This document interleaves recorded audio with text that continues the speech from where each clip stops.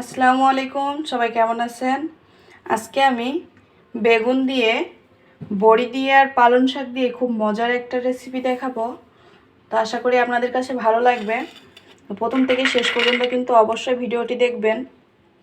কড়াইতে তেল দিয়ে দিয়েছি। এবার আমি বড়িগুলো প্রথমে ভেজে নেব।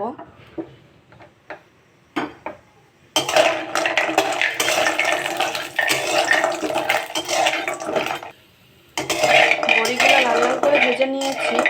এবার আমি সব বড়িগুলো উঠিয়ে নেব।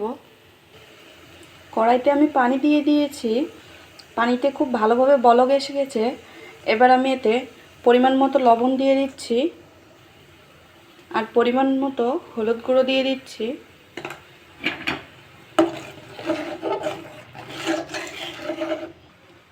আর এখানে আমি পেঁয়াজ আর কাঁচামরিচ বেটে নিয়েছি। এটা এবারে পানির ভিতরে দিয়ে দেব।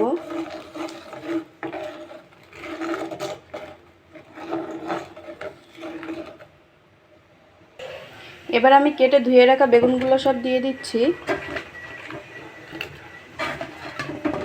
এভাবে একবার ঝোলের ভিতরে বেগুন দিয়ে পালং শাক রান্না করে খেয়ে দেখবেন। এটা কিন্তু খুব মজার আর খুব হেলদি একটা রান্না। বেগুন দেওয়ার সাথে সাথে আমি পরিমাণ মতো তেল দিয়ে দিচ্ছি। বেগুন দিয়ে কিছুক্ষণ জাল দিয়ে নিয়েছি।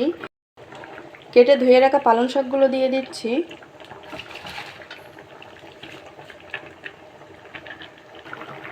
এবার ভেজে রাখা বড়িগুলো সব দিয়ে দেব। বড়ি দিয়ে আর অল্প কিছুক্ষণ জাল করে নিলেই কিন্তু রান্নাটা হয়ে যাবে। রান্নার শেষের দিকে আমি একটু জিরে গুঁড়ো দিয়ে দিচ্ছি। জিরে গুঁড়ো দেওয়ার পরে আর বেশিক্ষণ জাল দেব না।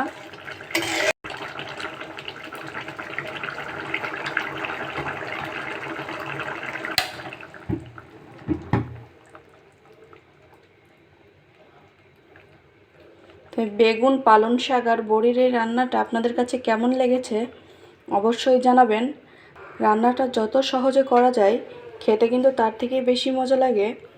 তো আশা করি আপনাদের কাছে ভিডিওটি ভালো লেগেছে। ধন্যবাদ কষ্ট করে শেষ পর্যন্ত ভিডিওটি দেখার জন্য। আসসালামু আলাইকুম।